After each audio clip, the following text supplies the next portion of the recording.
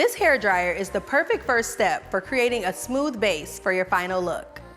As a stylist who advocates for healthy hair, I like recommending the RevAir Reverse Air hairdryer to my clients because I know it's safe on their hair. And it gives you the perfect base that's ready to achieve almost any final style afterwards. I use this before installing extensions, before doing clip-ins or a ponytail, and today I'm going to demonstrate how to do a silk press after getting the hair dry with the RevAir. So, how does it work? It has a patented technology that sends air down the hair strand in the direction the cuticle grows, promoting healthier, shinier, and more manageable hair. It really helps lock in moisture, which I love. So what you do is just turn it on at the base to get the tension going, and then choose a heat level on the wand and feed the hair in. It's best to use with freshly washed, damped hair and your usual leave-in product. Also, make sure your hair is brushed out and sectioned. I love that the different heat and tension levels make this product work for all hair types. You can use higher settings for tighter coils and lower settings for looser curls or finer hair. For her tension, I use a 6 or a 7 for a tighter coil.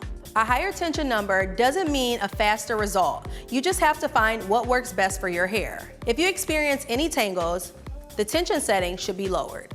For heat, I usually go with a 2 on here. 1 is less heat, and 0 is the no heat cool shot option. Put in a 3" by 3" section of hair at a time and hold it to your scalp, lightly dabbing to dry the roots if needed, but don't pump it. Hold it there for about a minute. I do like checking on it. And then just repeat with every section. I love that this helps you get a salon quality blowout at home. From here, I'm going to silk press my model's hair. My first step is parting the hair into sections.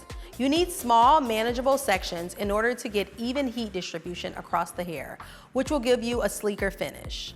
I like to start with my bottom section, holding the hair tight as I take my flat iron and run it down the hair, slowly and steadily. So you can angle the iron slightly for volume or at the ends to create a small curl. Just keep going section by section. When I start with a RevAir and achieve this base, I need fewer flat iron passes to get the job done, which is amazing. Finally, I always do final touches with a smaller flat iron to really get her baby hairs and edges. And again, thanks to the RevAir Reverse Air hairdryer creating the foundation here, I got her hair silky smooth really quickly. It's a great tool to help cut down on the time it takes to style your hair, and it doesn't damage your hair like a traditional blow dryer. As a beauty professional, I'm always excited to work with products I truly believe in, and the RevAir is exactly that.